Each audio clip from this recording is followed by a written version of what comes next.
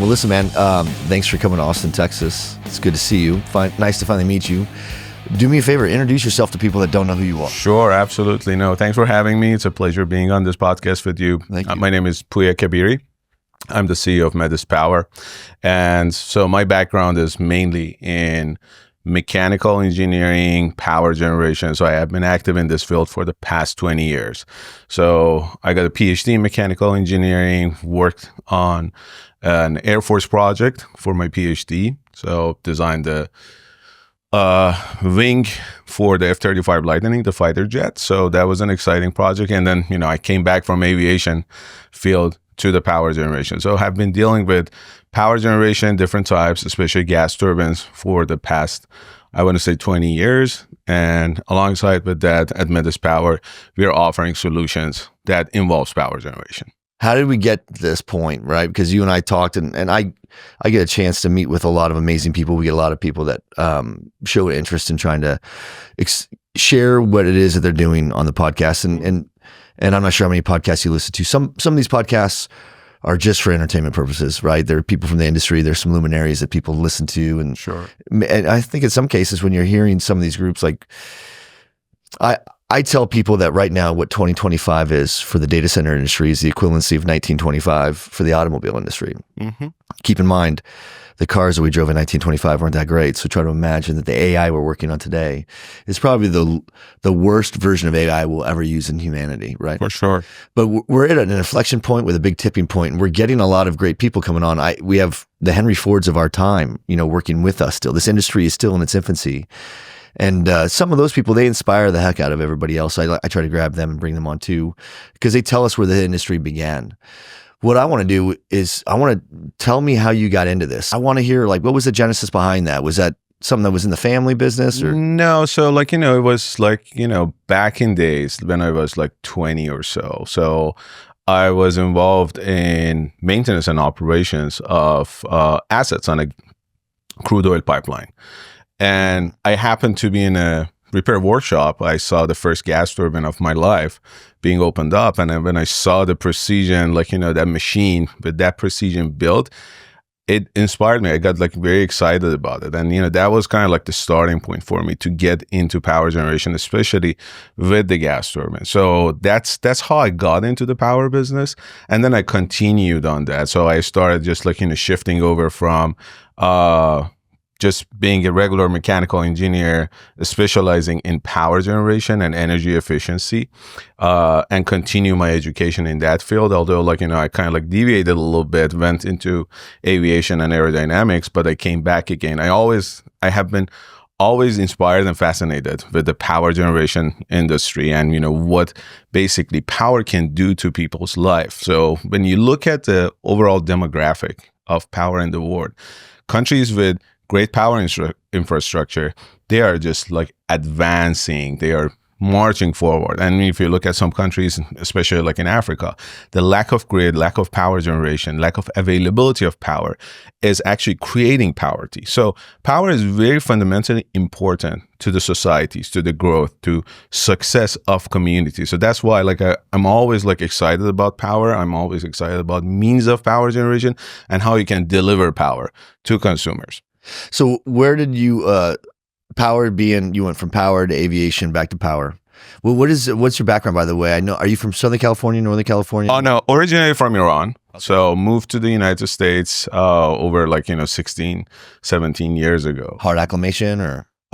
No. So I came here. I got a scholarship from the U.S. Air Force. Came here, did my PhD. Then I basically started switching back over to power generation field and started working with some of the suppliers of power generation, major power generation OEMs, and moved over to packaging the equipment and designing and developing power generation solutions, and then ultimately we came to METIS Power to actually deliver the solution, tailored solution for different industries. What's METIS Power's solution? Which industry is it really focused on supporting? So right now, what we are really focusing on is the data centers, but in general, like there are a wide range of industries that we support. So from oil and gas to paper and pulp to mining, so on and so forth. So there are a group of industries that we're focusing on because power is a need for every industry. So you can't just say this industry doesn't need power. And power on its own, it's just one part of the equation. There are a lot more going around. So power and heat together, combined cycle, combined heat and power, how you configure the delivery of the power and associated elements around it is what makes the solution. So it's the problem or the issue is not just giving people power, it's how you deliver it and how you make it fit their needs. So listen, power is there's two existential threats, as you may know, to the data center industry right now. And the first one is people. So we just don't have enough talent to support the demand of growth. And the second is power. And I have been doing a podcast series where I've been bringing on a series of power professionals. How did you stumble into the data center side of what we do? And how did you realize that was a blind spot that needed to be addressed? So, data centers have been around, as you know, for, couple of decades. So it's not like something that just showed up on the face of the planet yesterday. But what was something to note about them is that, their growth was planned. Everything was basically happening based on a planned growth. So Grid knew what they needed. They knew what they wanted to, basically where they wanted to get. So everything was planned. Grid could support, data centers could basically grow accordingly. So there was no issue for, almost over a decade. Then AI showed up. And with the rise of AI, all of a sudden, we need this massive power demand. We need to start just supporting this, power-hungry machine that needs more and more power every day. So when you start looking at the trend in the market, we are expected to double the power demand just in the data center section, but twice, double the amount of power. Triple it, between now and the end of 2030. Double and triple it by, the end of 2030. So that puts data center at the forefront of power consumers, really, in the industry. And, that basically turns everybody's head to data centers. How can we basically assist and support data centers to get to where they need to get? And then, because this whole change is really unplanned, like it just showed up and everybody's trying to react to it, Grid cannot really get to that point as fast as everybody expect. Grid, in my opinion, is the biggest, largest, greatest machine ever built by human. If you look at it, it's the only single massive machine that we built that runs 24/7 nonstop. Now, but because of the size, because of the inertia in the grid, it's not easy for the grid to start expanding like overnight. So, you need to look at the side of generation in the grid, the side of transmission in the grid, and generation, sure, capacity can be added. Right now we're using almost 40% natural gas, around 17% coal, 20% nuclear. What grid is this you're talking about? The U.S. grid. I'm talking about. You're saying the U.S. grid runs on 20% nuclear, 17% coal? Yeah, roughly. Interesting. Roughly. Okay. And then so we're basically using renewables almost 10% on wind, 5 to 6% roughly between hydro and solar, and 1 to 2% biomass and geothermal. So this is the distribution of energy sources feeding to the grid, and that's just one part of the grid definition. But the biggest portion of the grid is the transmission. So we got the country divided in three major sections, like east, west, and the central part. So three different grids working alongside each other. They're not necessarily all connected together, but they're supporting the country. So now think about the grid. I always put this example out because, grid is a complicated, transmission lines is a complicated thing. So you need to just give it a different perspective so it makes sense. Think of a big pipeline with a lot of branches coming off, and you're running, let's say, water through it. So if you want to basically offtake a lot more water in the middle, you got to basically change the pressure and flow inside the pipeline, and to basically make it comparable to the grid. The voltage in the grid is that pressure. The current in the grid is that flow. So when you come and submit a grid connection request to the grid, you're going to the grid needs to look at everything on the transmission side to make sure that, hey, the people upstream, they're not going to get, basically impact that the people downstream still get, and the grid stays stable. So that's why sometimes the grid stays takes about a year. So it's not as fast as we think. It takes time. It takes a process and group of people to look at it. That's why, for example, in 2022, when you look at it in Northern Virginia, in Loudoun County, the utility has to say, hey, time out. Let me just look at all these requests and see what I can do. I might not be able to get to you in the next couple of years. Although grid is expanding, everybody is trying to get to the point that can support the demand that is raising every day. But we need to realize it's not going to be quick. It's not going to be overnight. There is a time associated with that development, and there is an infrastructure and investment that comes with it. All right, so let's talk about that, because that's the aperture and how you view it through as the grid provider. But no one cares, right, about the grid providers, because they just need it as a service. They need it on demand. They need it when they need it, right? And I think that I agree with some of the things you were saying. I didn't realize that only 17% of our grid was coal, because the last numbers I seen was way higher than that, right? So this is what I would say. When we first started as a vertical of industry, like you said, it's decades old. There are some people that argue that this industry started in 1994 when Amazon.com went live. So that would make this 31 years old as an industry. But the reality is we started in the 40s, 1945. We created the very first data center for national defense and intelligence. It was built in an engineering lab, actually, the University of Pennsylvania, with engineering students partnered with IBM. Sure. And they created a product that served as the very first data center, and they called that product the mainframe. And that mainframe became a commercialized usage name for a lot of products like Jacuzzi or Kleenex. Right now, it's associated to an exact product. And what happened is we have an advantage over China, right? We have a 5-year advantage. I mean, China itself said they would overtake us by 2030 through AI. The only way to overtake us is to have a larger access to energy than us. And I say this because we were kind of a stealth industry emerging, right? We were using energy to build data centers for the last 30 plus years. And we were sloppy when we operated these data centers. So we had no utilization efficiency metric to understand how much wasteful energy was coming in. If 10 megawatts were going into the building and only 6 megawatts were going out, we were having a massive disruptive loss of load. And what happened was we created this thing called a PUE. And as the demand and utilization of energy increased, our PUE efficiency was adopted mainstream, and we saw more flatline utilization of energy for 10 straight years, according to like the Goldman Sachs or RBC reports. And then all of a sudden we started seeing these chunky spits, and it's because we started putting on, the internet was first designed for the web, the World Wide Web, or the consumer internet. And then it went into a business forum where we created the Internet of Things to create an e-commerce platform and streaming and things. And then that led us to cloud. And cloud is social media based, right? And we got into this whole nother thing. So we've hit these crazy plateaus. And I think that every time we were steady with the grid, and also we had a plateau because of the adoption rate of emergent technology, and the grid was able to kind of catch up at first because our utilization efficiency was improving.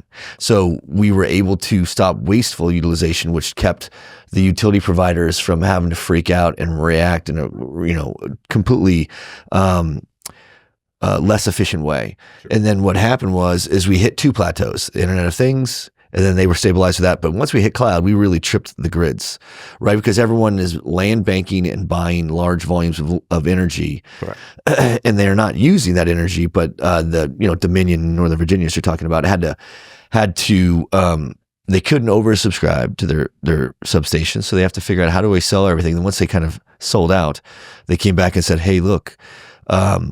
You people that are buying a bunch of stuff aren't using it. So we're going to have to come back and say, if you don't use it by this amount of time, we're taking it back so that we could go support other clients. But you're going to see that the new hockey stick that's coming, like they didn't keep up with cloud when we hit a plateau. Do you agree? That's when we started seeing people come in talking about microgrids, and renewables became something that the hyperscaler or FAMGA themselves started really focusing more on. But now as we look at AI's need for power, it's untenable. It's unscalable based on the current, the grid is, the last I saw, we're 20 to 30 years behind on transmission lines. Right. We have literally thousands upon thousands of interconnection grid requests throughout the United States that are never going to be fulfilled. Sure.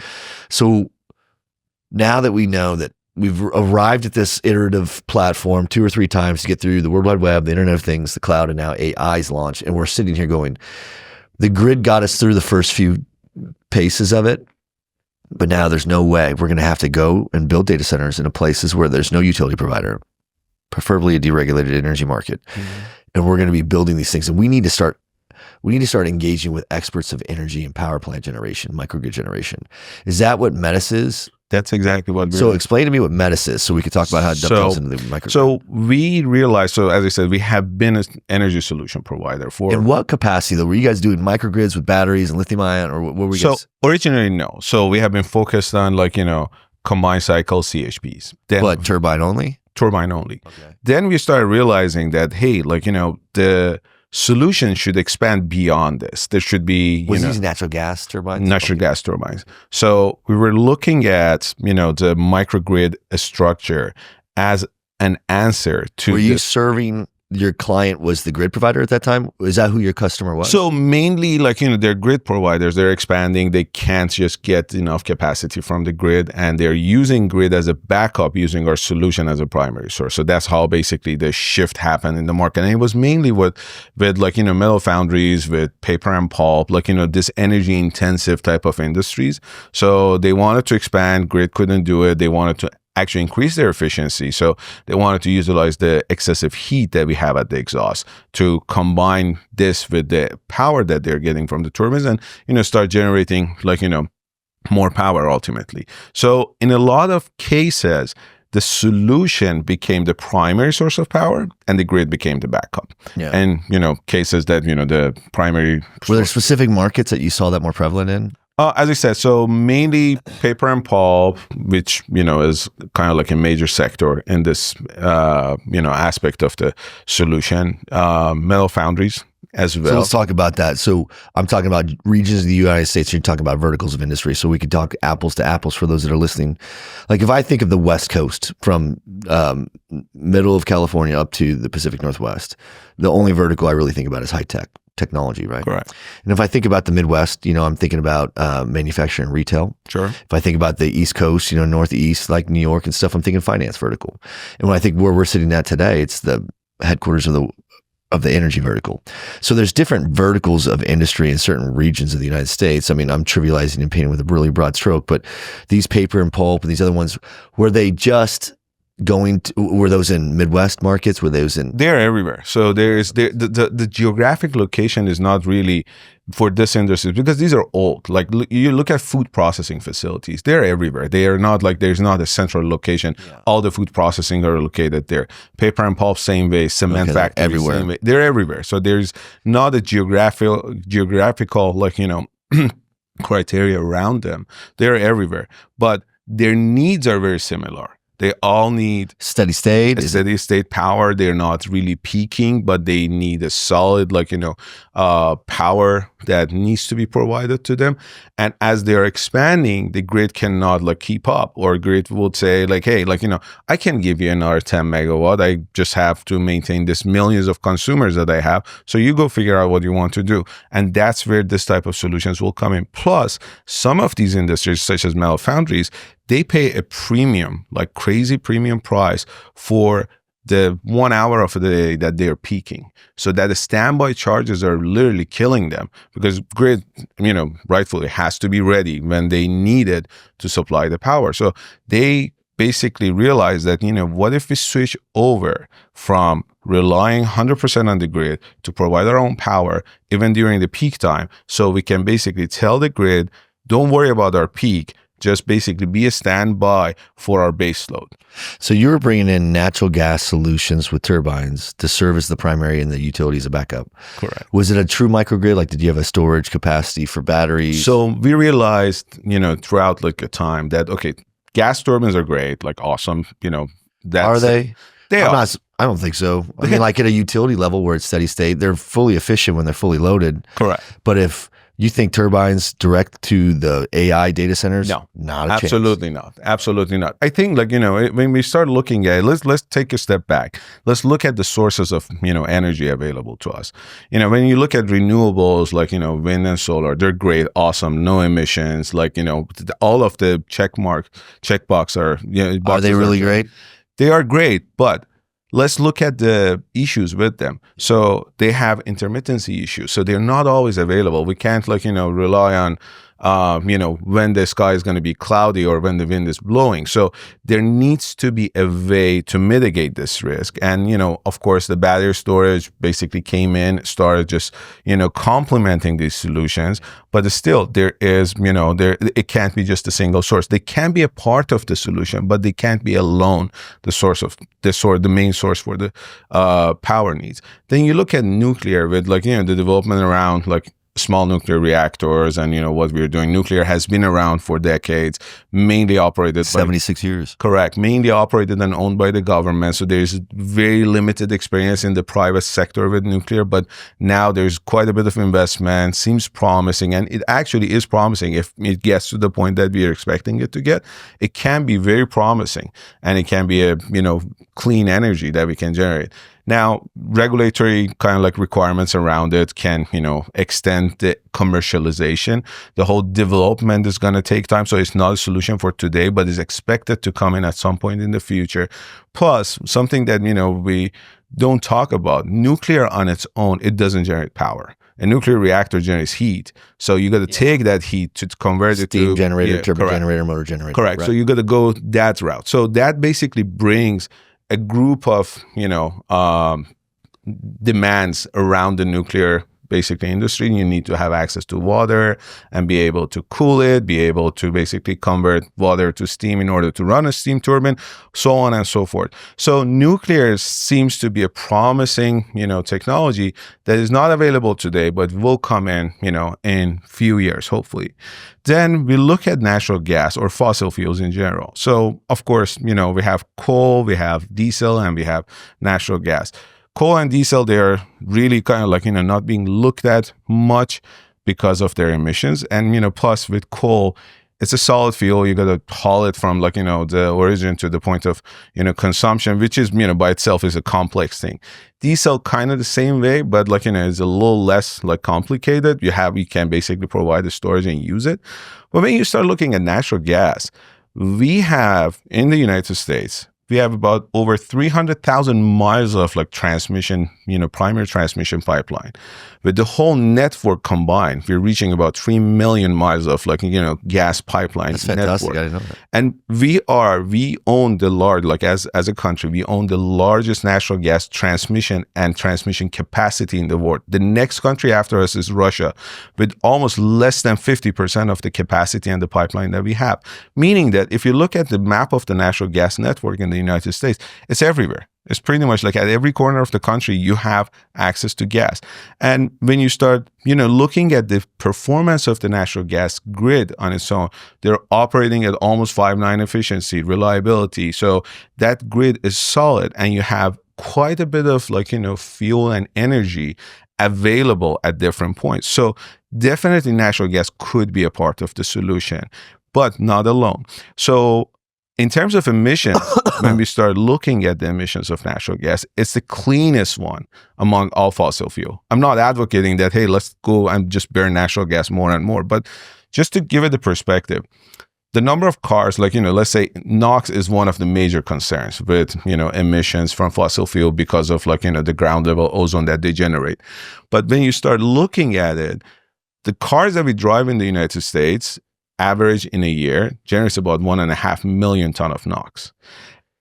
Let's say from today till 2030, if we want to double the capacity of the data centers, and if we just, let's assume hypothetically, we're just running this all on natural gas, nothing else, the amount of NOx that we generate with the technologies that exist around natural gas to treat the emissions, we would be less than 1% of the total emission generated by NOx by the cars in the United States. So it's not as scary, as bad as it looks. there are a lot of solutions around it. And but they're just bridging solutions though, right? Correct. But let's keep in mind, I think there's something about natural gas that is being kind of overlooked.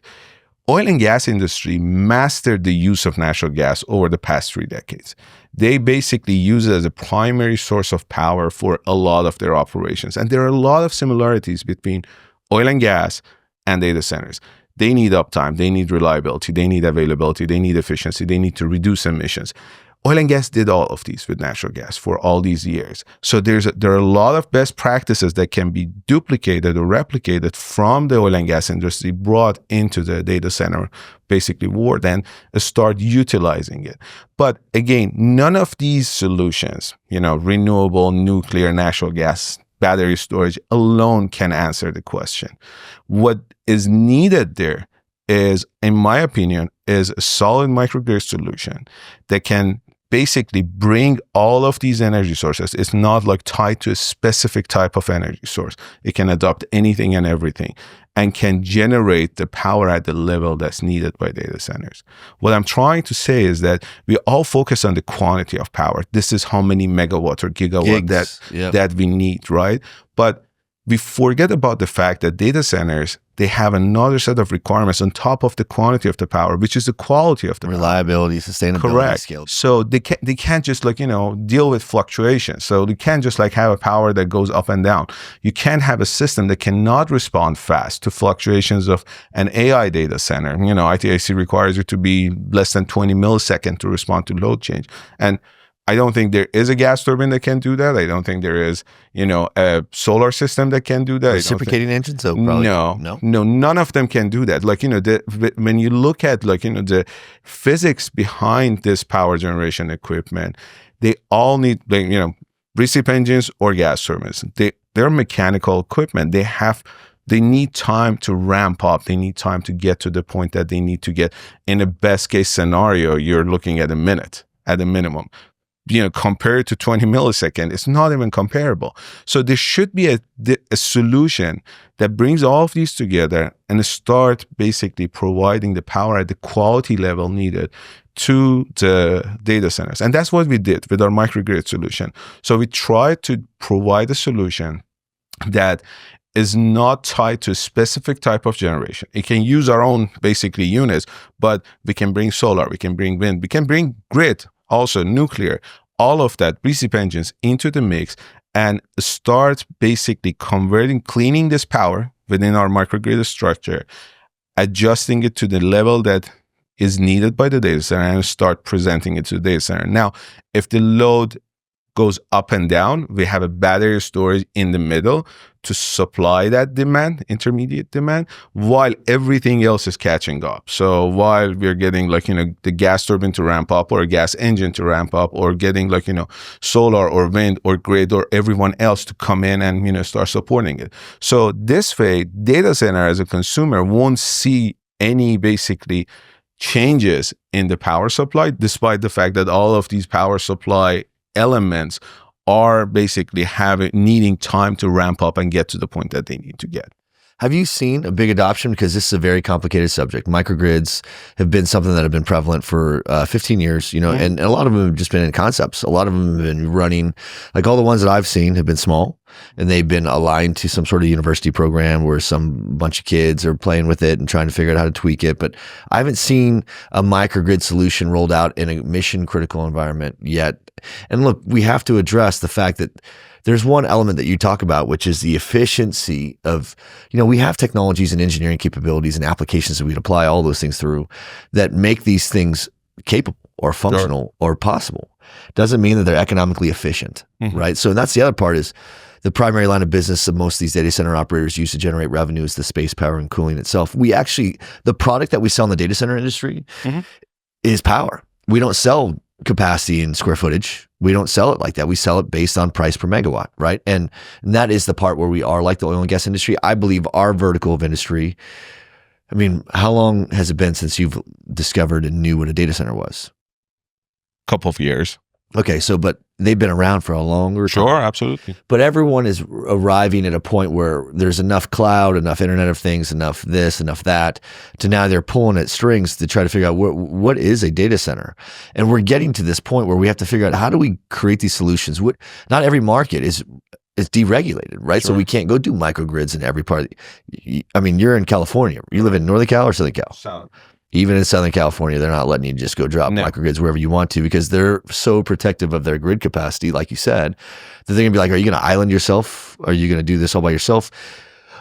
And the truth is the best application for that technology is probably so that you do island yourself. And you are going to a place where you're not going to request an interconnection request with a grid provider, and you're going to stand alone, right? So if the sky for the cloud in the entire world is Northern Virginia, and we're seeing what's happening with Northern Virginia with regards to power and how everyone's going to be starting to migrate south, the home for AI will absolutely be the state of Texas. And we've already seen tons of things about that. Deregulated energy market that probably lends itself between the Permian Basin in Austin or Houston, enough opportunity, and Dallas, to offer ourselves enough. There's enough geographical real estate. I'm sure there's tons of capacity for natural gas. Sure. And the beauty is we have a lot of fiber, right? I mean, the reason why we have a 5-year head start over China, well, I wouldn't say we have a 5-year head start. China has stated that they intend to overcome and pass America in AI by the end of 2030. So let's talk about this, because we're talking about a couple things here, but I need people to understand it from each altitude and airspeed. From the outside looking in, we're just talking about capabilities and limitations of technology, right? And then we're trying to apply that technology to an economic efficient fashion. So how does this make a business case to justify deploying capital? If it costs me $20 million a megawatt, I can't make money off that when the primary product itself is the space power and cooling. Take all those business functions and put them to the side, and then take a look at what China's doing. China will build 100 more coal plants this year, right? They don't. 2/3 of the world's population is in Asia, which is where 80% of the world's pollution comes from. And China itself isn't. They've commissioned for the last 3 years 31 new nuclear reactors. We've commissioned 0. So the only way to get a dominance on AI is to have more power to feed AI. That's why China is doing DeepSeek, and that's why China is dumping. They'll build 100 more power plants based on coal. They'll build 31 nuclear reactors are commissioned to be built right now. So we are building nothing. How is natural gas? So if we could put a pin in the technology side, what's your thoughts or opinions? And if you don't have any, it's okay. I'm not trying to catch you off guard. But what is the national security implications of not doing a bridging solution with natural gas to get to nuclear? And how do we get to nuclear? And how does that impact your microgrid solution? So a lot to unpack. Yeah, a lot to unpack, and very interesting aspect. So if we look at the national security implication that this will have. So if you basically fall behind in the race, especially with China, and considering that they don't really look at the things that we look at here, like we are trying to retire coal plants. Almost 62% of the capacity that is going to retire in the next 10 years are the coal plants. Yeah. So we're trying to retire coal plants. We're trying to basically move away from. Well, we were, but I don't know what this administration. Correct, but that was the plan, at least the last time that I looked at the policies. But so that's kind of like the plan that is set in front of us. So coal, as I said, is it's cheap. And, we have a lot of it, and it can be a source. But at the same time, we shouldn't forget that we have a lot of natural gas, and it's accessible. Like, one thing to note here, the differentiation between us and China is that we got a lot of natural gas, and we have the greatest network of natural gas in the world. Yeah. So China, with that vast country with that population, they don't have what we have here in the United States. They don't have the other reason why we have an advantage over them is because between the 50s, the 60s, and the 70s, we put more mainframes out on the street than any other country. And then in the 90s, we were the first to go out and put so much fiberglass in the ground. Right? All of those companies don't even exist anymore. Right. But China has so much disparity where they have pockets of their country that are massively sophisticated technology-wise, and then parts that are really stuck in the Stone Ages still, right? So they have to find a way to kind of push everything around and make everything flow right. Sure. And they don't have the sprawl capacity to do it like we do, but they will keep up or they will catch up. But energy is one of those things that they have they've just dumped everything into, and they said, look, we don't care what the pollutants are. We don't care what it takes. We just need massive volumes of energy to catch AI to beat America. So to that end, how is natural gas, you think, although we have the greatest network for it, is that going to give us an advantage? And if so, how long do we have that advantage? Till 2030? I believe so. And then, I think we need to act today. It's not like, let's just like, go with like, the flow and see what happens. It's something that needs to happen today. We got to take an action. We got to basically, as the new administration announced, like, energy should be a forefront of like the policies that we are basically looking at. We should focus on energy, try to generate, power and, boost the economy, because ultimately power will boost the economy. Yes. One way or another. And as I said, we have this great network, this great resource available to us. We just need to utilize it and find a way to utilize it efficiently. Now, when you start looking at data centers, for example, of course, we talk about the PUEs running around 1.3, 1.5, trying to reduce it and all of that. There's a lot. We are scratching the surface. There's a lot that can be done. But, look at the liquid cooling change that, came to the market, and, look at the impact. It was great. It was awesome. So now, besides that, when you start looking at the natural gas turbine, for example, or even gas engine, the exhaust-driven chillers that connect to the exhaust of the natural gas turbine, they have been around for, a long time. Nobody really looks at them because, there's always electric chillers. But with liquid cooling, and we offer this, if we couple an exhaust-driven chiller with a natural gas turbine, we can actually provide over 2,000 tons of cooling to a data center with, 5 megawatts of power generation. That's massive. And you don't need to run, any electric chillers. You bring just the cooling, the liquid out, run it through the chiller, push it back in. So that can get your PUE down closer to 1.1 or even below. So that's a massive shift. So technology can help us get there. So there's an element of technology there. There's an element of fuel source or energy source, which we talked about. Like, natural gas can be that fuel for the transition period till we get to something, more robust and, cleaner, such as, nuclear or small nuclear reactors. But this needs to be thought about and acted on today. We can't wait till a couple more years till, the regulations allows us to do things and, so on and so forth, because then we're far behind in the race with China, and we can't catch up at that point. But we do have the infrastructure, we do have the ability, and we do have the technology to do this. One of the reasons China is just shifting over to coal, because if you look at gas turbine technology, for example, it's limited to very few countries in the world. Not everybody has it. The US, Italy, Germany are pretty much the main countries that they own the technology, the know-how behind it. So the commercialized version of the gas turbine technology is not available everywhere in the world.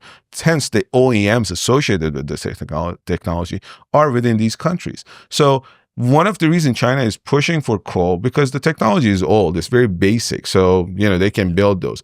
But to build a gas power plant, for example, they need resources from outside. They need to probably try to get Japan to help them, someone else to help them to build that. And, with the situation that they have in the world, getting that support is not that easy. So we do have the technology, we do have the infrastructure, and we do have the demand. So all of these should come together and generate a perfect solution for us. A perfect solution for us to roll out and adopt microgrids at a larger scale, perhaps. That's correct. So here's the problem with microgrids. They sound like they're micro. So what is the capacity of a microgrid? So it can be anything. What size can they be? So, it can be 200 megawatts, 500 megawatts. It can be large. But here's the thing. We call it microgrid because in the scale of a grid, which, as I say, is like the greatest machine ever built, it's micro. It's small. It's called microgrid because of that reason. Because, it's small and it's limited geographically. Yeah. It's, in a very confined kind of type of space compared to the grid itself. So microgrid can be based on the size of the generation, can be any size, but at some point it start losing the momentum on the commercial side. So you don't want to go create a scale of a grid similar to the actual grid. So at that point, you're better off using the infrastructure that is already available. So you want to basically find a happy medium. I think, if we get to somewhere around 200 megawatts or so, that's still manageable. That's still. What would that encompass? A 200 megawatt microgrid would include what components? So the 200 megawatt microgrid in what we are offering will have gas turbine power generation.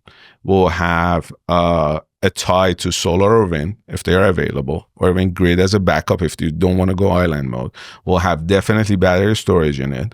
And that basically creates the microgrid structure on the power generation side. How much of a battery solution do you need to get a 200 megawatt microgrid? So, good question. So, what we are basically seeing right now with our own solution, we basically match the capacity of the power generation source, try to match it with our battery solution. But so the batteries have to be the same size then? Not necessarily. So, that was the second part of what I was trying to say. So, we basically figured out that with the consumptions that we have and to regulate the fluctuation that all these sources of generation have, we can basically cap the batteries at around 50 to 60% of the capacity of the generation and it still function. Not the most ideal situation. We'd rather to be 100% eye to eye, but we can drop it down to between 50 to 60% of the generation capacity to support the other side and basically maintain the quality and reliability that we need to data centers. What's the backup to the microgrid? So the microgrid backup, historically data center use diesel generators. So a regular utility is a 99.9% efficiency. Right. What's a microgrid? How about that? 5.9. So that's what we're advertising. That's what we believe we will get. And so the reason behind that is that our power generation source, the fossil fuel side, we're dual fuel. So we can use diesel or natural gas. Let's say there's an interruption in natural gas pipeline, the compressor goes down, there's an issue with the pipeline. You always have a storage tank of diesel and you can switch on the fly so you can continue pumping. You also have the battery storage in between that can carry on the process for a while. So you don't need to just immediately shut down and go back. And then you have all these other sources such as solar and wind, if they are available, that you can tap into. If you're not parallel to the grid and you're going island mode, which technically that's the route that we are going, adding additional power generation sources. So we typically go with an N+1 concept, but in some areas we think that, okay, so you probably need to go N+2. Even adding an extra layer of redundancy will help maintaining that level of reliability for the data center. Okay, so as I'm sitting here thinking about this and I'm listening to this, what is for people that are listening, what is the average price per megawatt for a microgrid? So depending on the configuration of the solution, let me kind of give you a breakdown. So on a power generation side with, gas turbines, you're just looking at somewhere, close to 500 to 600,000 per megawatt. That's on just natural gas? On natural gas and diesel, dual fuel. So 5 to 600K per megawatt of generation capacity. On the battery side, you're looking at somewhere around 400 to 500K per megawatt of a storage capacity in that sense. And then when you come to the actual microgrid structure, what we are presenting to the market, it correlates with the size of generation because the larger the generation capacity, the microgrid structure has to expand to adopt. How long does it take to get all that? So depends. Right now there's a very big shortage in the market for some of the components, especially transformers, right? So on our side, we are basically seeing with our own equipment about 10 months of lead time. But then, getting a transformer might take 2-3 years, right? And even more, you never know.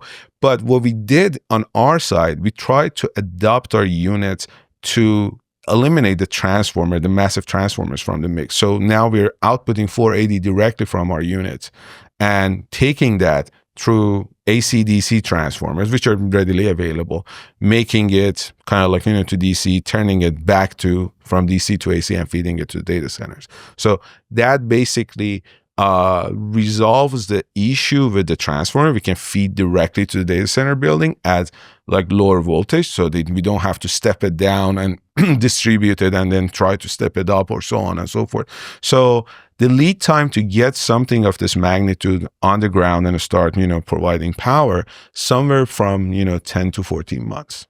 It takes that long? Yeah. Now, are you like, is METIS Power a group that does the design, does the entire substation design, everything? We do the whole design A to Z. So we are basically presenting ourselves in the market as an energy solution provider. So we provide this as a service? As a service. So our main model is energy as a service. We can sell equipment for sure, like no problem there.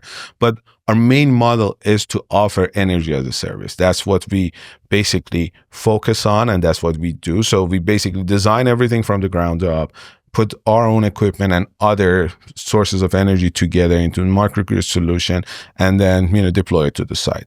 And then, with our microgrid solution, of course, we're serving an AI data center. We're utilizing AI in our own microgrid solution to learn more about the demand and the behavior of the data center, to adopt faster and better, to and be able to predict what's going to happen, in the next week, next month, and next year with the demand that is rising and coming from the data center. So do you scale that microgrid, or do you, like someone wants 200 megs, do you 4 microgrids, or do you do one larger microgrid? So no, the microgrids on its own, it's basically sized based on the demand. So it's a 200 megawatt microgrid, so it's a 200 megawatt microgrid. What we are doing on the generation side, we're trying to size the power blocks to meet the behavior of the demand. So look, if the data center base load runs around 50 megawatt and it spikes to 150 and come back to 100 and then go back to 180, you can't put 200 megawatts, power generation units there, because there's something about gas turbines. You don't want to run them below 50% of their rated capacity. Because they're trash. So then, we're going to basically size the power blocks according to the demand and the behavior of the demand. So let's talk about the behavior. What are you worried about with regards to these massive swings that take place on these AI data centers where, you're in large language models and inference data centers, someone types in a prompt and all of a sudden it spikes so greatly as it's querying and going through all this aggregate data. But those huge demands for energy that are triggered instantaneously have such massive inrush currents. That's what can trip a microgrid. Well, if that's what would trip us off the grid, right? So AI data centers on the grid are very scary for the grid providers, because they're like, dude, these things are whipsawing all day long. So they're acting with, they're using superconductors or supercapacitors, right, to try to figure out how to absorb those blows. Sure. What are you engineering towards, and what are you doing to expect those? Because the AI workloads are going to be disruptive to grid capacity. That's correct. So we all know no source of power generation can directly respond back to those, spikes. There's no solution on the planet at the moment. So if you have millions of gas turbine or gas engine packages sitting around, you can't respond back in less than 20 milliseconds. That's almost impossible. So what we are doing to basically resolve this, we're basically converting all the power generated from AC to DC, and then having our battery backup in the middle. So we're passing everything through and then converting it back again from DC to AC. So at the data center point, there's a buffer tank, as soon as, consider as a buffer tank in between. When they basically flux in terms of power consumption, the buffer tank basically is there to make sure that they get the power that they need while everything else comes up and start adjusting themselves with the power demand.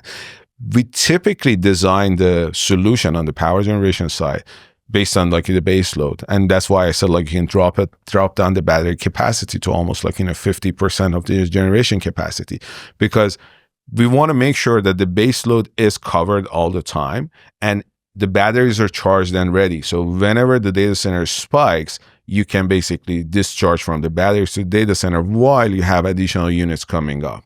And, the duration for the units to come up is somewhere around 5 to 8 minutes, depending on the condition. So it takes time. And, there are basically advertisement in the market that, hey, we're fast to start. We're just going to get it up in 30 seconds, in 50 seconds. That's true.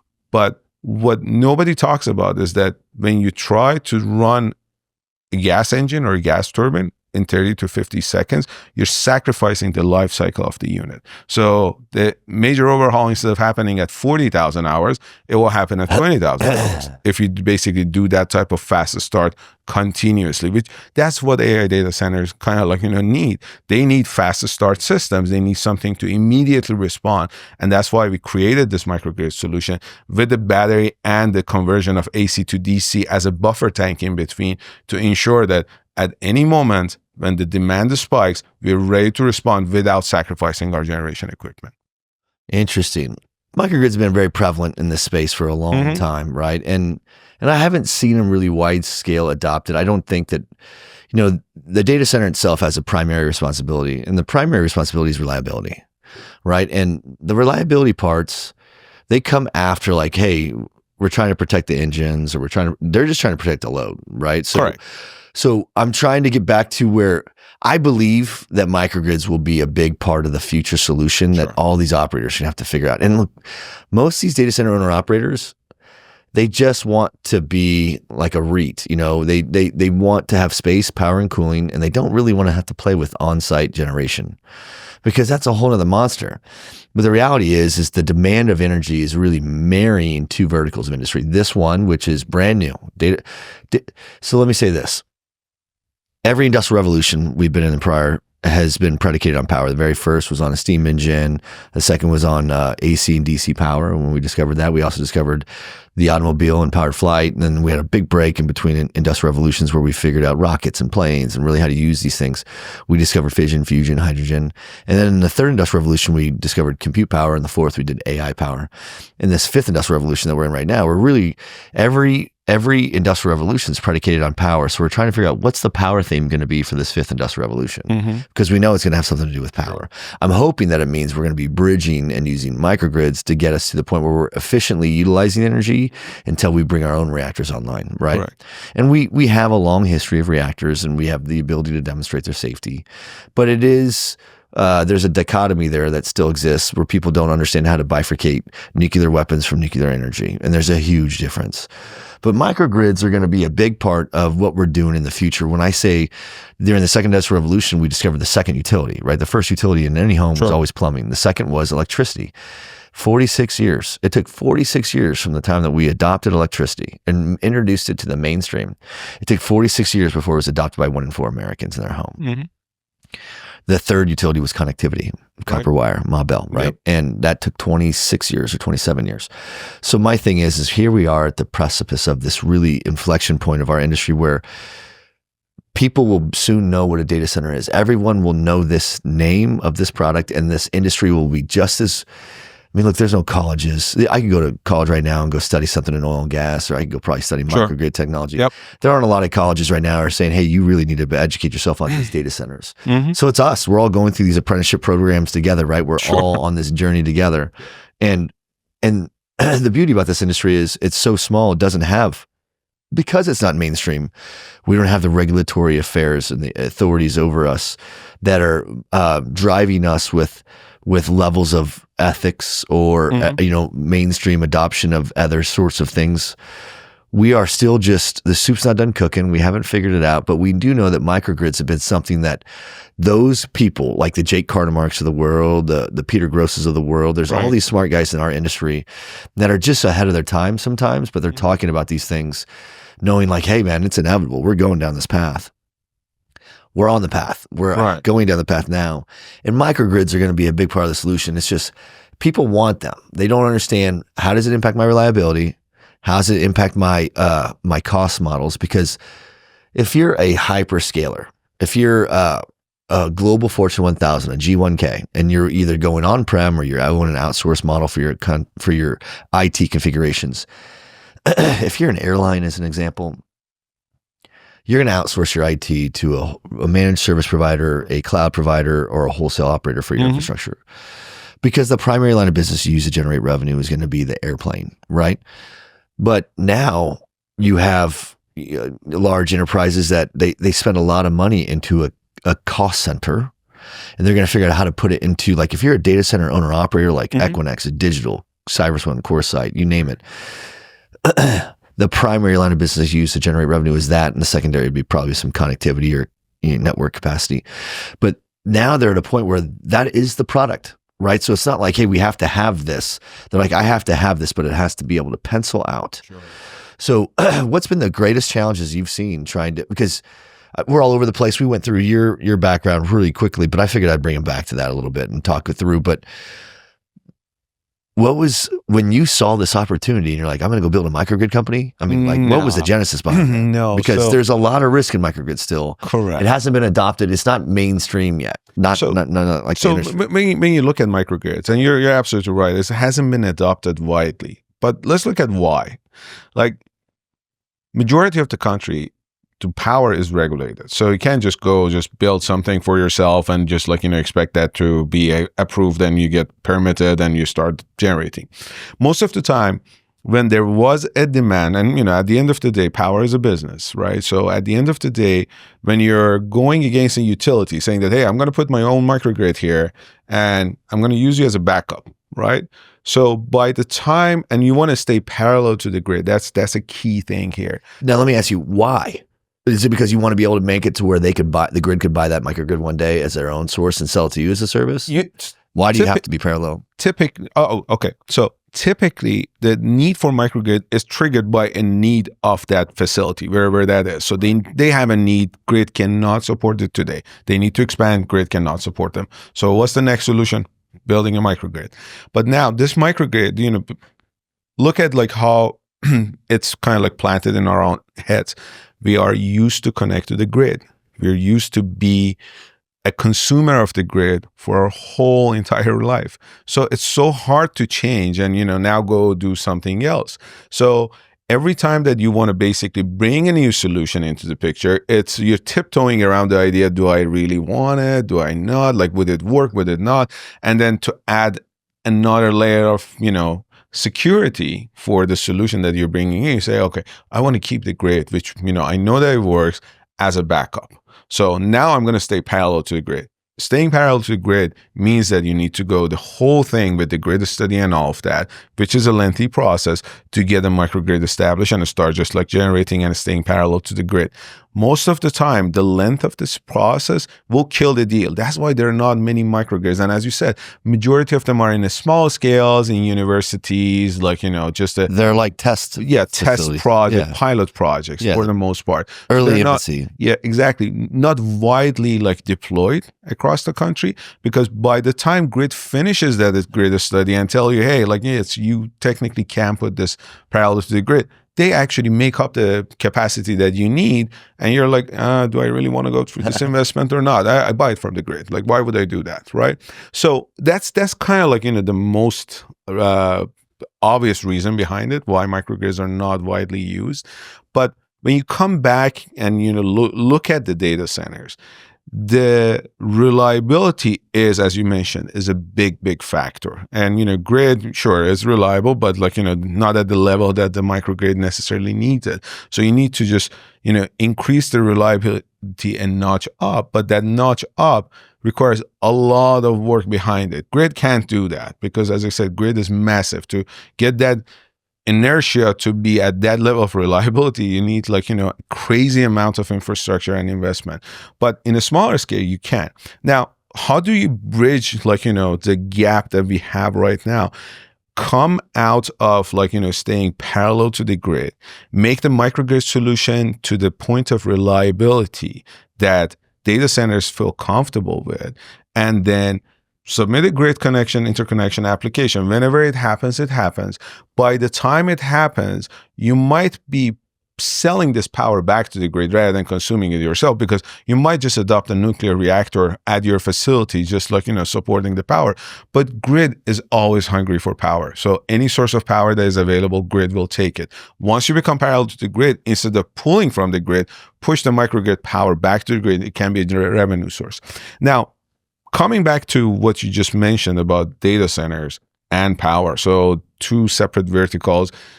I, as a data center owner, I don't want to like deal with another complex issue. My operation on its own is complex enough. I don't want to like go deal with like, gas turbines, solar, wind, all these. It's just the service and the maintenance of those things. So like, and service it and have crews on site, make sure that it's up and running. I get the fuel, I do the, loop change, all of that, right? So that's why I think like, we realize that this is too much for an entity running that type of complex operations on its own. So we came in and we said, okay, if we want to provide this as in an energy as a service concept, hands off, we become your little like, utility provider here. Don't worry about it. We commit to that level of reliability that you need, and we provide you the power for as long as you need it. And this structure is a lot more adoptable by data centers rather than saying that, hey, come in, here's a price tag for the equipment. You own it. I'll sell you a service agreement. I will come in like for the next 5-10 years, do it. Like, you go figure out your own fuel. You go figure out this and that. So this basically puts everything in one basket, make it one solution and deliver it over. So let me ask you, what do you compete against then? What does the microgrid compete against? Because you have groups like VoltaGrid out there that they're distributed natural gas generation providers and plants, and they could go out and they don't necessarily do microgrids, at least not to my knowledge. I'm sure they contribute and participate as an assembly part to what your microgrid could look like. But, Enchanted Rock, there's there are a lot. DPS, there's groups that are out there. And what I'm saying is what you can do is you're competing against the utility providers, and you're competing against groups like that just want to provide natural gas generation plant solutions that aren't microgrid. It's just simple. It's less technical, right? So is that a challenge that you're facing too? Not really. So let's look at it from this perspective. I really don't think we're competing against the grid, because grid in a lot of cases is not even a part of the solution at the moment because they don't have the capacity. But in a sense, we're competing against the grid because everybody compares your price of energy as a service with what they could possibly get from the grid in a couple of years, right? So there is a competition on the price point to some level, but not on the actual solution point. Now, looking at the people who provide like temporary power or, renting power out, great, awesome, basically solution. As a service. Yeah. But look, as I said, there is no power generation equipment, gas turbine or gas engine, that can actually support the demand and the quality of power that the data center needs. If you want to be just completely off grid, island mode, generate your own power, you can't just rely on, no matter how many of these equipment you put on, they can't just support the fluctuation. Why not?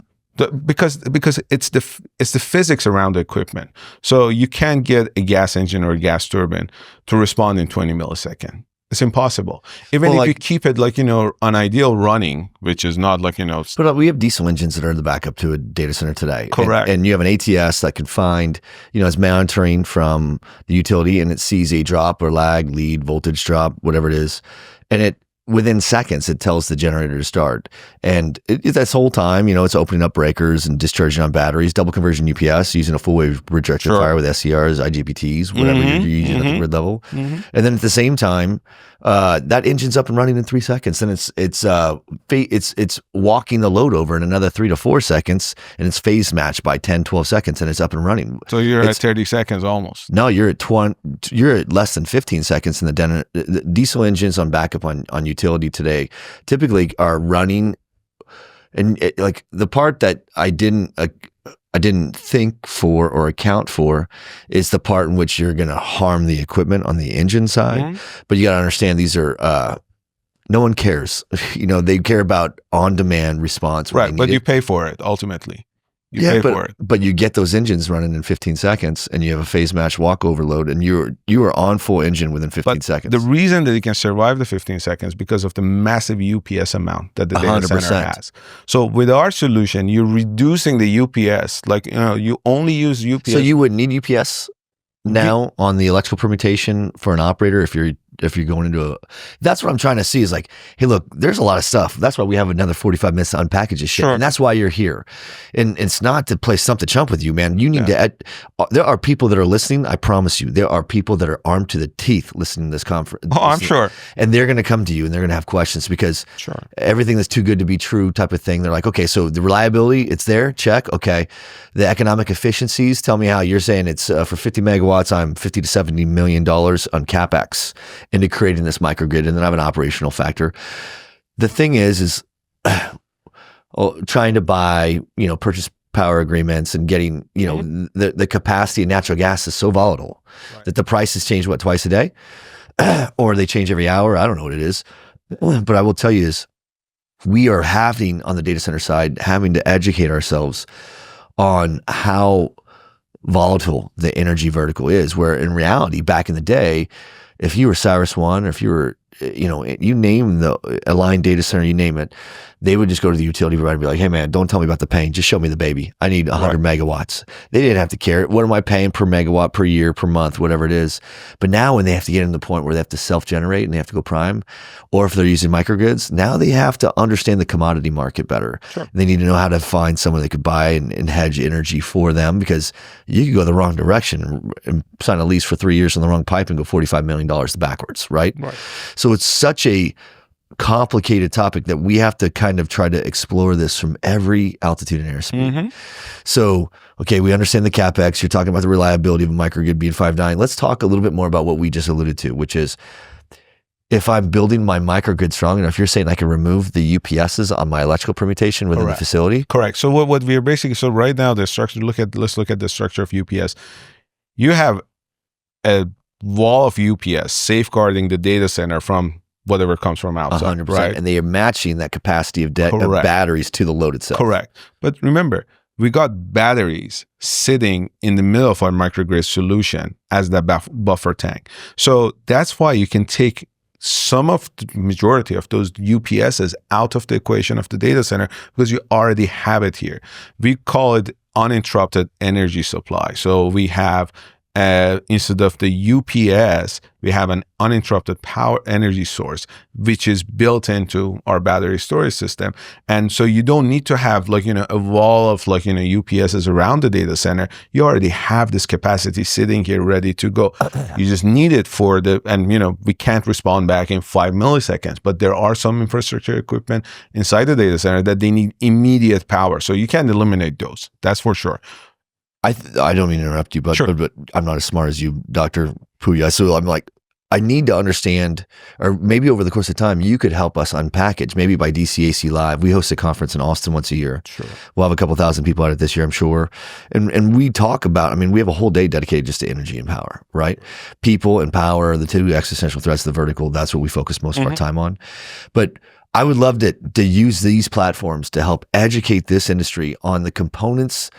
Because if they're seeing a microgrid on top of this or in lieu of this or a replacement of that, what else is it replacing it? And we're going to have to really break it out and parse it out and figure out what are we doing to eliminate reliability features in the design in the facility, because the microgrid has the ability to do that. Or the other alternative is that's what I'm wondering, if the microgrid itself, you're talking about, this is a philosophical conversation, and those that make a product for a living and they sell it this is almost their religion, right? So how do you tell people, hey, take the reliability away from the data center and put it at the grid level? And the only way to do that is if you trust that microgrid, or you trust that grid because it's yours, right? And there was I worked for a data center owner operator that he was ahead of his time. He was going medium voltage at the UPS level the whole time. He had actually a really great design. It was just that it was so far ahead of what the industry was able to wrap their minds around that they wouldn't adopt it, because they were like, whoa, it's the herd mentality. You know what I'm saying? People weren't looking at the economic efficiencies, but we need those disruptive change agents, those blue sky thinkers that are coming in. And he was trying to create this thing where the data center became part of the microgrid itself. Correct. And we haven't got to the part where we could convince people on the data center operator level, but you're telling me a microgrid is 5.9s. They're still signing 100% SLA. That means they have a 2N uptime. which this is not a 2-in design. This is a 5.9 design, not even a 7.9 design. So you're sitting here looking at this going, okay, so I have this product and I have to still tell my clients that they get 100% uptime. How does this microgrid remove reliability features from this? Because if not, then I'm just adding this cost to this cost, and now I'm penciled out of the game and I can't be competitive to give my client. Most of the customers, the very sophisticated tenants of these operators, they'll tell you they want everything green, or they'll tell you all these things, but what they really want is a bake-off. They want the cheapest product they could get at all times. I don't give a shit how big the company is. Sure. They could go and tell every operator in the world, we want all these things and we'll hug the trees with you. And at the end of the day, like, if it's not this, then go cut that tree down. Right? So how do we demystify these microgrids and get people to view it as a safe alternative solution to the traditional norms? Because the traditional norms are falling apart. We just don't have capacity coming out of the grid in certain parts of the United States. And now we're building in areas where there's no one's coming.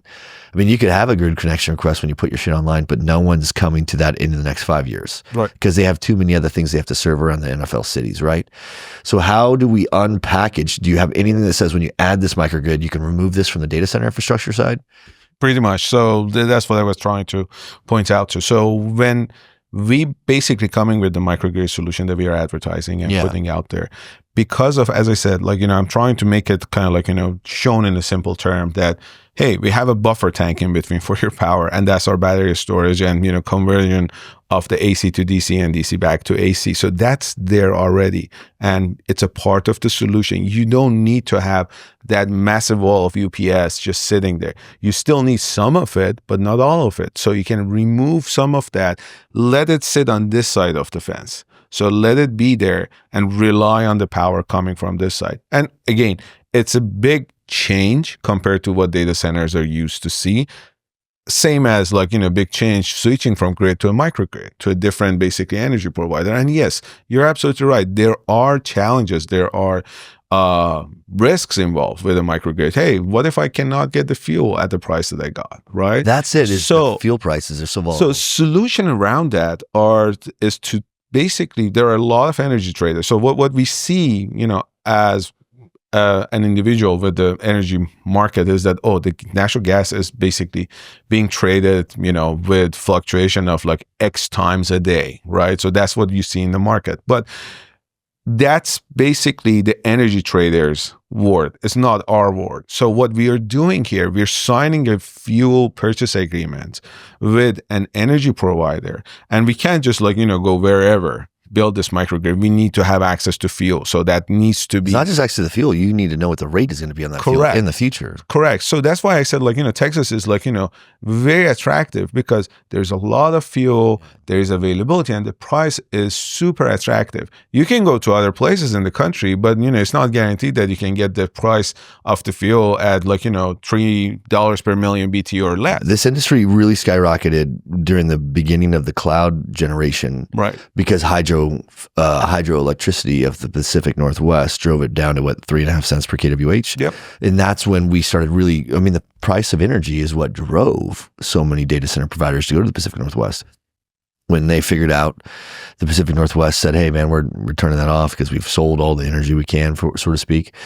Then it came back to this Wild West. I see natural gas is the new hydroelectric, darling, where everyone is going to chase those pockets of capacity for natural gas, which reside surprisingly in places that we don't really build a lot of data centers at right now, which we could, because then that gets us closer to edge, That's correct. That's absolutely correct. How do you see your microgrids being able to withstand the swing load shifts and demand that you're going to see from AI? So as I said, we realized this early on that the equipment itself cannot really support that swing and, shift in the demand. The MEP equipment or the IT infrastructure equipment? No, our equipment, the power generation equipment. So I don't think there is a power generation equipment, even if you say diesel, 15 to 20 seconds to get on and, provide power, sync and, be ready. It's still the demand, we need to look at the demand side. What they're looking for in that side of the fence is way different with what the equipment can physically generate and adapt to. So they're at milliseconds, we're at seconds. the difference is like 1,000 times. So we got to find a way that triggered us to basically work on finding a way to bridge the gap of seconds to milliseconds. And, what I just explained with that buffer tank concept that, I shared with you, that's how we are basically solving this issue. We can't simply like everyone else providing energy as a service, bring a power generation, connect. What's that buffer tank mean though? It's going to put the entire microgrid on UPS, like it's going to shift it back and forth to batteries to absorb those hits? Yes, the batteries are sitting in the middle, in the DC kind of zone of our microgrid. So our microgrid has an AC zone, which is power generation on the AC side. And then there's a DC zone that is that buffer tank.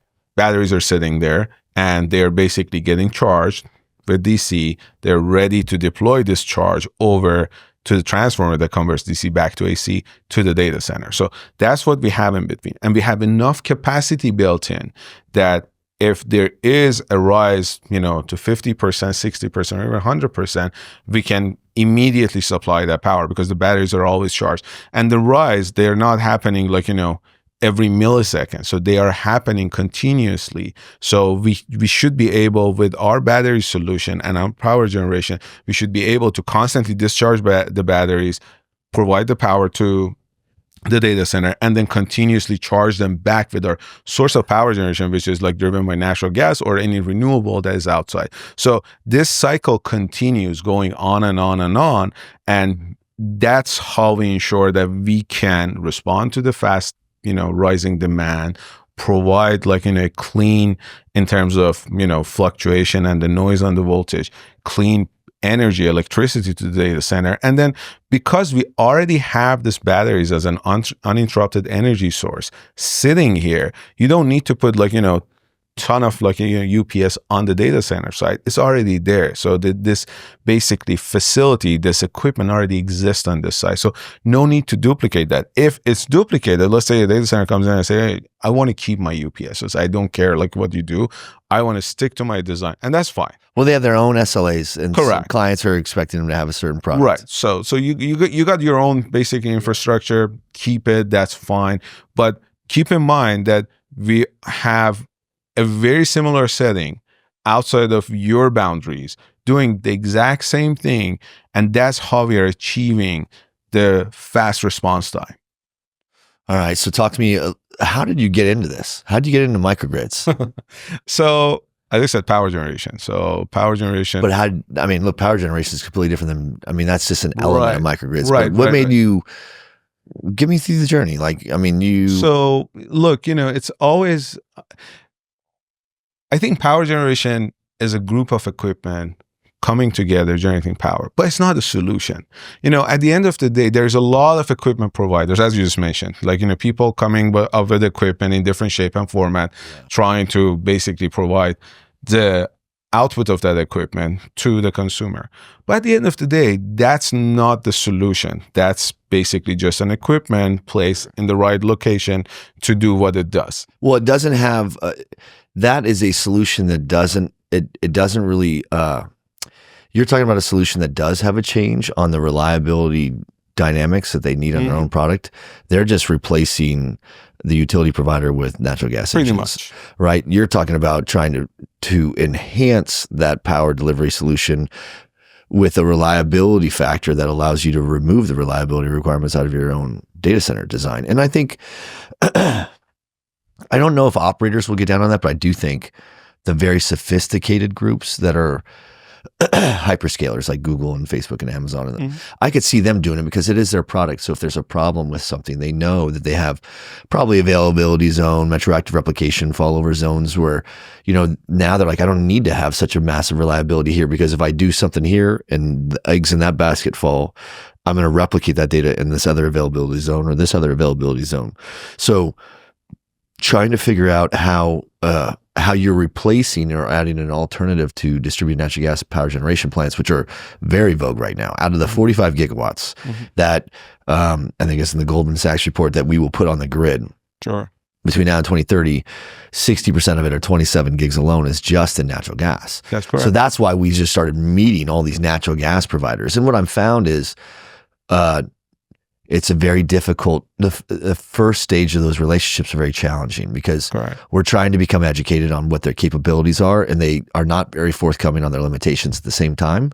While simultaneously, we have this huge demand for shit, and we don't understand just the components on the CapEx side, but the OpEx side of those, which come down to the variable costs that come in fuel, and trying to figure out how do I have access to guaranteed fuel, but how do I know what the price is going to be when that fuel comes at the same time is always going to be a challenge because the prices of fuel change so much.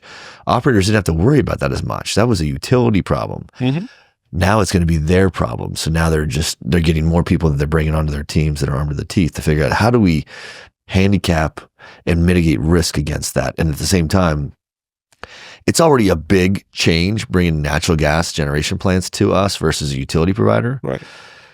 You're talking about bringing on this whole thing that does that, plus all these other things, and says, "Hey, take the pressure off of your design here because we'll manage it at this grid." I could see that will take time for people to really adopt, but there are people that understand it to your level already. Sure. The goal is to hopefully use a podcast like this or platforms like these to help you connect to them because there are people that are listening right now that work for an enterprise end user on the Global Fortune 1000. Mm-hmm. And they are sophisticated already and they want to do this. They just don't know how. And then they don't understand, like if I put an AI workload in there, am I going to kick myself off your microgrid? Because if if my client doesn't have a solution at the rack level to absorb this from like superconductors in there, sure, then they're going to be passing on massive transients to your microgrid and beat the shit out of it. Mm-hmm. So and you're saying, well, look, we're going to have such a massive volume of energy that if that happens, will you arbitrage that with the batteries or something else? But that's still something that people are going to have to understand the reliability factor on, right? Sure. So where do you see the biggest struggle is it educating or is it trying to make something more reliable along the way? I think like, the biggest challenge here is to make people understand the concept. Yeah. Right. So it's the whole concept of it's too good to be true comes right on the table and they're like, no, it's not going to work. Right. Because and how does it pencil? Yeah. Correct. So like, then, it takes some time for people to really realize that, it would work. Let's take a look at it and let's understand how it basically is structured, what are the benefits and, how we can gain from it. And then, what are the costs associated with the solution, how this would work in my benefit. So if I'm paying the grid, like, 6 cents per kilowatt hour, and like these guys showing up saying that, hey, I'm going to charge you same amount or a little bit more or less, how would this really look for me? And then, in this type of solutions, are they, looking at grid price increases, like, what we see, price increases like what we see from the grid. For example, in California, we see prices just rising every year after year in a crazy, percentages. Are we basically exposed to that price increases? So the way to basically mitigate that risk, at least for us, because we are in the middle, we are not a fuel provider. We are buying the fuel from a source. So we're working with the fuel providers to basically set up fuel purchase agreement that is reliable. We can count on the price of the fuel, and there is an escalation. No question there. Hence, there is an escalation on the price of power year over year. But because we're buying bulk, we're not just an average random consumer at that point. We're buying bulk. We're a major consumer. Then you can basically get some traction with the fuel providers, with the utilities. Like a scale price. Correct. You can gain some traction in that scale. And then you become a major consumer, guaranteeing a revenue with the fuel purchase agreement for the utility or the fuel provider. They know that, okay, so every year I'm going to get X million dollars out of this, guys. And in an operation of a microgrid, at least a natural gas microgrid, the biggest portion of the cost is the fuel. So the biggest part of the cost, the operation and maintenance, yes, there's a cost associated with that, but that's mainly parts and people. So they're not super expensive. There's a cost with them, but they're not the basic cost of operating this plant is the fuel itself, because these machines, they consume quite a bit of fuel every hour. So as long as you can set the fuel basically a stream properly at the right price with, right level of arrangement around that fuel and, have this solution in the middle, then we actually can provide this at the 5.9 reliability at the competitive price compared to the grid and resolve this issue. The reason that I mentioned our model works around energy as a service, not just like, selling equipment, because we know how complex it is inside the microgrid. We know what it takes to run it efficiently and make sure that that 5.9 actually works, rather than just like, giving people the equipment and expect them to know it without any experience with this equipment. So that's basically why we are moving toward that model more and more, to make sure this is stress taken off of the data center, shifted over to a group that, know how to run their own equipment. What have been some of the things that you've ran into that have been the biggest obstacles so far? So very basically, first and basic part of like, the issue is kind of like, explaining the technology, how things work to the customers. What right? part of the technology exactly? The batteries, the power generation everything together. Look, power generation. Switching. Yeah, power generation is a complicated kind of like, group of technologies coming together, from the generation to basically transmission, breaker, switchgear, transformer, how everything connects, how do you regulate the voltage, so on and so forth. So all of these are complicated pieces of like, this solution. But trying to explain this complicated solution in a simple word that everybody can relate to and everybody can connect with is very challenging. So mostly, like, it's interesting. Engineers are not good salespeople. They really don't know how to basically explain a complex, and I'm an engineer, so we don't really know how to explain a complex, like, situation or technology in a simple words. But once you get to that point that you can basically break it down in simple steps, productize it. Correct. Prioritize it and break it down in simple steps and present it in that fashion. Everybody has that aha moment. Oh yeah, so it works. Like, this is how it works. So now they can relate to it. But the biggest challenge really is to connect the consumer or the customer with the solution, making them understand what you're actually offering. It's simple to say, hey, I'm going to give you 10 megawatt. I'm going to give you 100 megawatt. That's simple to say.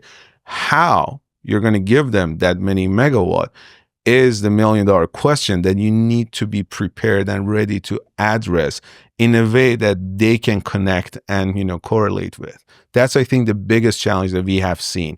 And, this... Not understanding the barrier to understanding. Correct. And not only like, with METIS, with, prior experiences that I had, it's always like, the challenge of making sure the customer on the other side understands what you're offering, because most of the time people don't really kind of like, connect with what you're offering, what the solution is. And as a result, they say, okay, I don't understand what it is, so forget it. I'm going to go to something that I can connect with. So I think that's like the biggest challenge in this kind of like arena. Then, that's on the outside world. On the inside, just trying to develop a solution that works. You have all these different elements that are coming next to each other. How do you connect them? So they all have pros and cons. They all have limitation on their capabilities. How do you bring them all together in a way that they actually can work as a system and deliver what you want them to deliver at the end? But if it's a battery, power generation, solar, wind, whatever that is.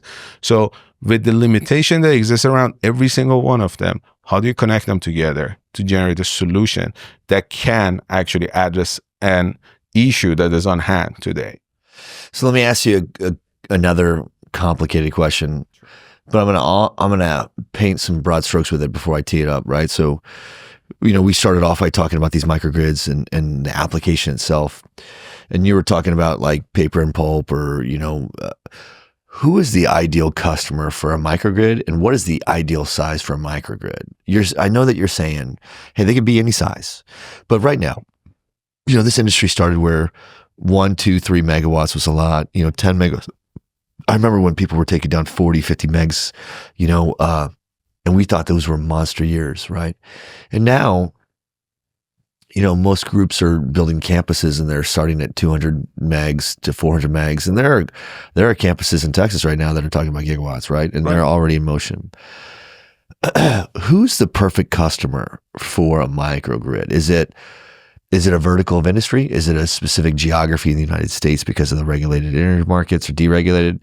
Is there a certain, think about the strike, like the home plate strike zone. Who is the perfect, what's the sweet spot for a microgrid right now for data centers? I think, when you look at, so the answer to all the questions is yes, yes, and yes. So there is a sweet spot in the country geographically. Wherever fuel is, available more and more is where you basically have a better chance of competing with the grid and offering a microgrid solution. Because at the end of the day, people will look at how many cents per kilowatt you're charging versus what the grid could, if they had the capacity, give you, right? Is that the biggest vulnerability though, is the variable fuel costs? It is like, that basically plays a big role. As I said, like, majority of the cost comes from the fuel, right? So that's that. Fuel availability and the fuel price really dictates where you can be successful, because grid has that infrastructure and they know that they can basically depreciate that asset over a course of many years. You're basically deploying this capital in, a smaller scale, trying to basically coup the investment back plus at some point, in a shorter period of time. So there's a fundamental difference between a microgrid and a grid. So financially it should make sense, but in order for it to financially make sense, you need to reduce the cost, because the cost of the equipment is the cost of the equipment. So there's no question there. Right. But the cost of operation needs to be reduced in order that you can, in order to offer an attractive price to your customer, so they can actually want to use, your solution. That's one part. But the cost of operations won't, for the areas in which you can reduce cost, what is the greatest area? Because you're not going to reduce it in labor. You're talking about such a sophisticated piece of technology that the people you need are going to have to be pretty intelligent, and they're not going to do this stuff for free. The other part is variable costs on fuel. How do you hedge against that? As I said, so fuel purchase agreements, they have been around. Nobody really talks about them as much because everybody talks about the power purchase agreements, which is, another basically element in this market. But fuel purchase agreements, you can basically work with energy traders, utilities. There are a lot of different type of fuel available, like, natural gas source kind of like available in the country being flared at the moment, because cost of transmission is not close to the pipeline. Cost of transmission is crazy, so you can utilize, and it's a good quality natural gas. It's not like sour gas that you cannot utilize it. There's good quality natural gas, but it's being flared. So situating yourself with a microgrid at a place that the fuel is available. So it's basically the availability of fuel is something that you can count on. The price is reasonable. So you're not paying $6 per million BTU, $5 per million BTU. You're, $3 or below dollar per million BTU. That basically defines where to go. And, as I said, Texas, with the wealth of natural gas that is sitting on, and, the infrastructure that exists, is a very attractive location geographically. Right. So that's one thing. Then you look at the industries, what verticals can use microgrid. I think you need to look at how the industry, each vertical is structured. So for example, when I said paper and pulp, they are using a massive load of power. How much volume? If I know, like 10 megs, 15, 20, 50? They're roughly between 15 to 30 megawatts, right? But what's important in their operation, power is the less important factor. The heat is what they really need. And so historically, they're running a natural gas, running a boiler, creating the heat that they need, while you can get this heat while generating power from, the power generation solution. So the microgrid, in a sense, for them, is touching on elements that are not really important to, for example, data center.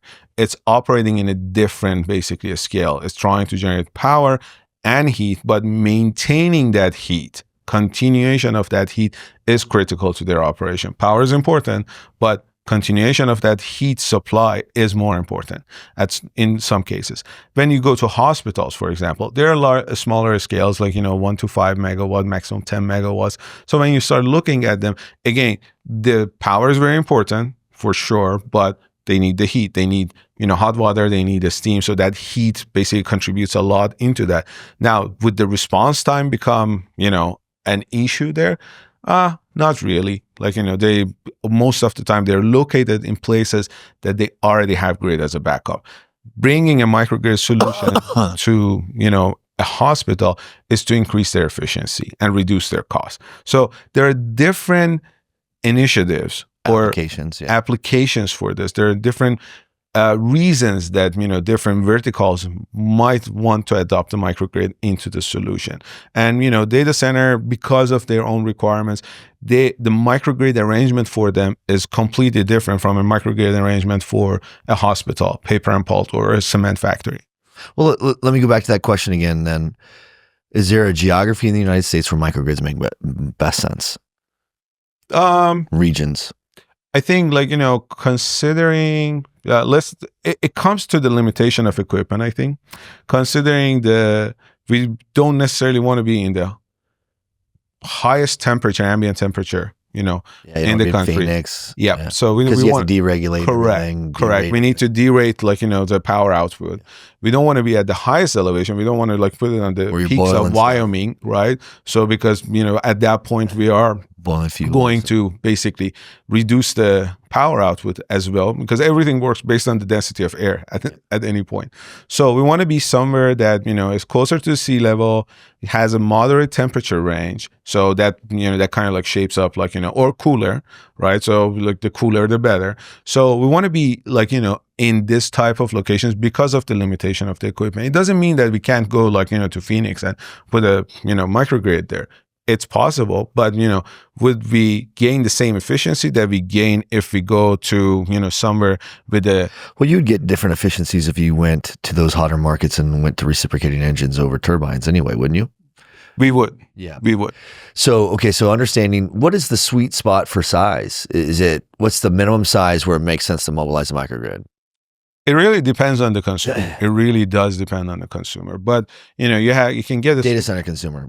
I think we're the data center people, right? This whole narrative is about sure. That. What is the minimum size that a data center of value needs to have before, in terms of power before they make that conversion? Where does it make sense? I think the smallest that we think is reasonable for us to deploy is 20 megawatt. That's the smallest that we want to basically be around.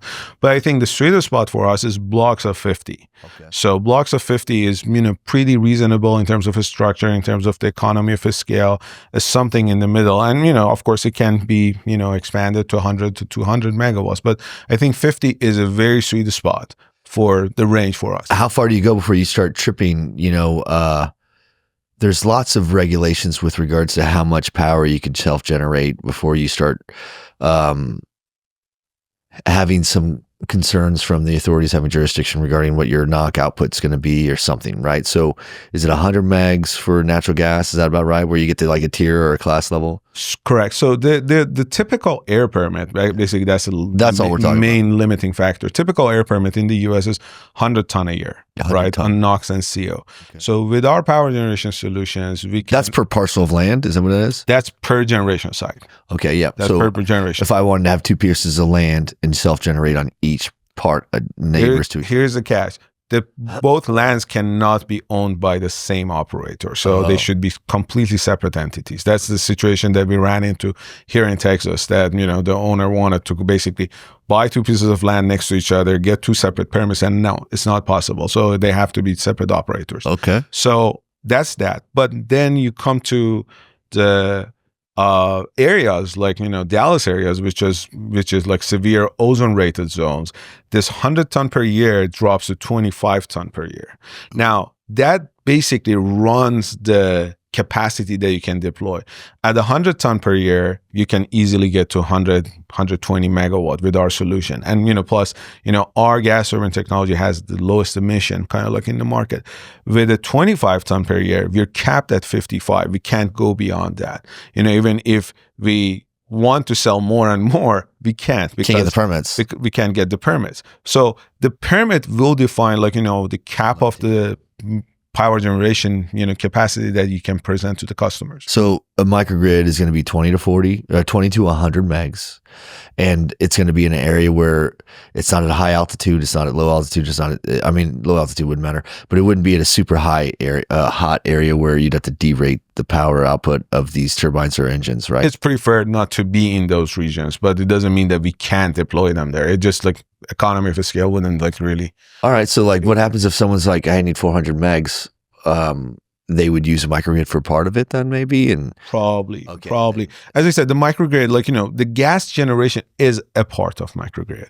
You need to tap in other sources of energy. So if you come in and say, hey, like, I need wind. 400 megawatts of, like, natural gas microgrid, that's probably something that you need to perform at the utility scale. Utilities might be able to pull that off, but they won't. Right. Yeah, correct. But as a private entity trying to just push that through, you can't just get the permit for that. But you could get a permit up to 100 megs essentially to self-generate for yourself on that. Correct. Okay, so what is it? Are you agnostic to some of these components that you put inside your microgrid? I mean, do you standardize on one vendor for batteries, one vendor for engines? I mean, so we basically have our preferred suppliers for each one of them, but at the same time, what we're basically looking at the best solution, the most efficient, because we are energy provider. So we want to look at what technology makes us more efficient so we can reduce our costs and provide a better price to our customers on the other side, and make our system more and more reliable. So that's that. But right now we have a preferred basically supplier for our gas turbines, a preferred supplier for our battery systems, and the microgrid solution is developed in-house, so we control all of that. But for example, we're working with solar providers. They are around, and they're great companies offering solar. So when we reach our cap in terms of power output with natural gas, or even before that, we bring the element of renewable when possible. So we basically try to use as much utilize as everything that is available to us. That makes sense. Interesting. What do you see the future being for the microgrids then? So I think we're going to see a lot of deployment in the next at least 5 years of microgrids coming up every corner of the country because of the need and the demand. And I see the microgrids at some point phasing out of being the prime and becoming a peaker plants, assisting the main grid once the grid gets to the point that, hey, like, I'm good. I can basically give you an interconnect here. At that point, a data center that initially ran on a natural gas microgrid now has an SNR, so they are basically generating their own power on site, but this microgrid is still there. They can utilize it as a backup to the nuclear, but at the same time, instead of letting it sit there because it's an asset, you can actually be a peaker plant, help the grid when needed. So it can basically work that way. But I think, like, would they sell that back to the utility provider? Utility provider would buy it. Okay, got you. So it can be kind of like, I think natural gas microgrids mainly are solution for the transition period. So they will become a prime, they will go to become a backup, and then become a peaker plant for the utilities. Listen, I know I've asked a lot of questions here. No, I appreciate that. Well, I say this. There are people that power is the greatest. It's funny. I have a technology incubator for labor. I'm in staff augmentation. That's what our primary line of business is. And the two existential threats to this industry are people and power. So I used to think that people were the easier part and the power would be the more complicated part. And honestly, the most dangerous part, I think, is the people. The most complicated part is the power, right? Because the people are so volatile and, they all think differently, act differently, have different emotional ranges. But this power stuff, we're kind of getting to the point where we're going to understand the capabilities and limitations at each stage of this stuff. So I think there's a lot of inconsistencies when you hear people talk about microgrids. You hear one group say this is this and the other group say this is that. And I think it's just going to take a lot of this education that has to take place. That's why we're doing this, because we have a fair amount of people that request to come on the show and talk about their products, but this is in line with what the industry is starving for, right? They know it. It's a keyword. It's a tricky phrase. People talk about microgrids all the time. We've never seen them rolled out in a mission critical application yet to where they are not only there because they're sustainability or efficiency perspectives, but we cannot compromise reliability for anything, right? Sure. So we still have a 2N SLA that every client's going to have. So they're like, yeah, that's great. It could run on, cow farts for all I care. But if it's not reliable enough for my clients, then I'm never going to use it, even if it pencils better. I think that we have a lot of work to go to try to demystify this capability statement with regards around reliability. I'm sure in other verticals it doesn't matter, but ours is mission critical, meaning it's quantified in downtime, right? By seconds that could equate to millions of dollars of revenue lost or death, right? So how do we introduce a concept that's so people that have been in this industry for 20, 30 years now, right? They're just so used to being like, I'm going to build 4 walls and a roof, and the utility provider is going to take care of all the problems upstream of that. And now the product is the space, the power, the cooling, the 4 walls and the roof, as well as the adjacent energy that's going to be in orbit around it. And you're going to have to self-generate that. And the question is do we go to the utility provider and wait? Do we go to a natural gas generation provider who's going to give me the ability to have that capacity for energy as a service? Or am I going to go to a microgrid part where it allows me to take a little bit of reliability away from my design, which may pencil out better on a price per kW basis, but I'm shifting that over here to this microgrid that I don't know how many microgrids have been commissioned in a mission critical vertical yet, to your knowledge. Do you know? I do not think that there has been one to this point. At least as far as I know. Yeah, and I mean, like, there's plenty of people that are first adopters. You know, there's guys that understand it just as well as you do, and they work for operators or enterprise end users, and they want to be in the first one through the wall with this product, regardless of how bloody it can be. Being the first one through the wall, we know that it just takes that first one, and then the herd mentality for the rest of the industry will follow, right? So, you know, there's 5 to 10 players in this industry right now that are the true leaders, right? Like if Compass Data Centers does something, as an example, others will follow. Correct. Does it make sense? If there are certain things that certain people do, others will follow. So I think the goal is to try to continue to have these discussions. And I think I don't want to take anything away from what else you have to add that these people that are listening never know, but I think that this is the first of many conversations we'll have to have on microgrids. I've done 5 podcasts on natural gas generation providers as a service, and now I'm bringing on energy traders like Dan Crosby of Legend Energy Advisors has been on twice, and he's really unpackaged a lot of stuff. We get a lot of positive feedback from people because there are people that are starving for more knowledge on power.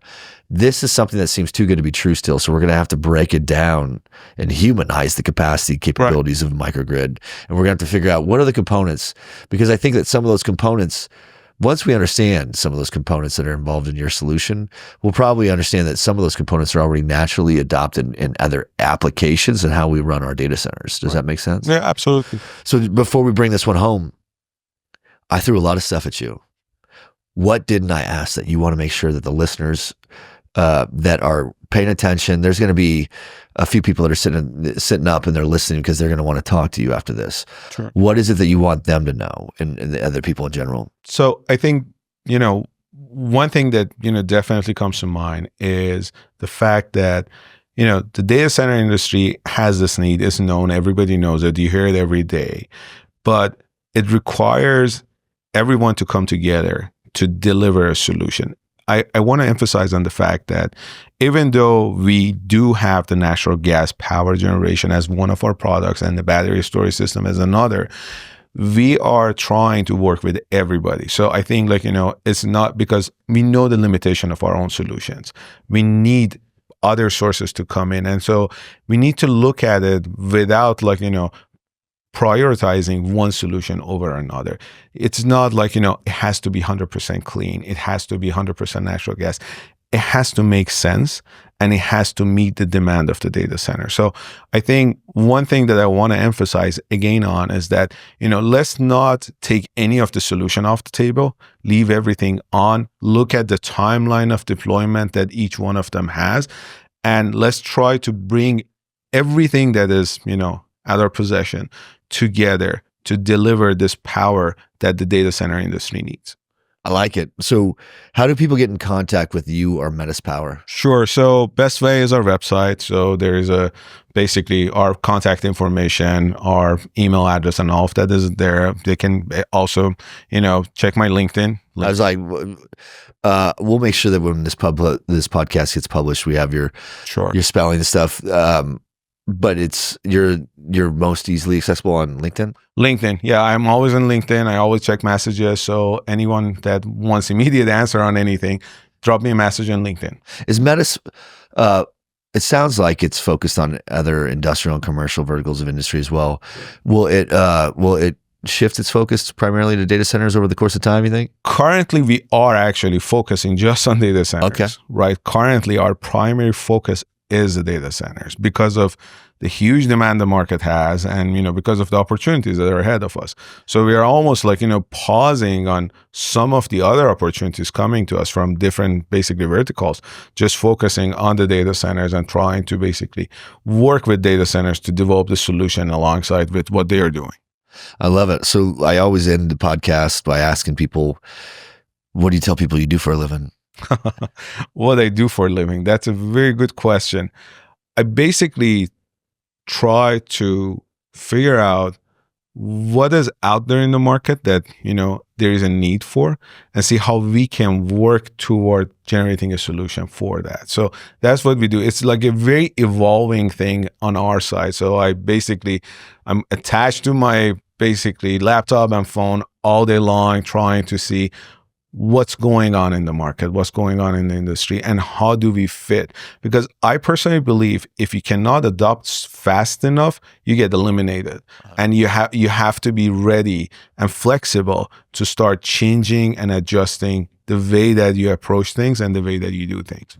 Well, listen, this has been fantastic. And I, as you can tell, I love learning about this element of stuff. I've been spending so much time trying to understand power for the sake of our clients. We're owners reps, right? So people come to us and be like, what do we do? And at the same time, I don't have those answers yet. And I've been solely focused on nothing but power for the last year.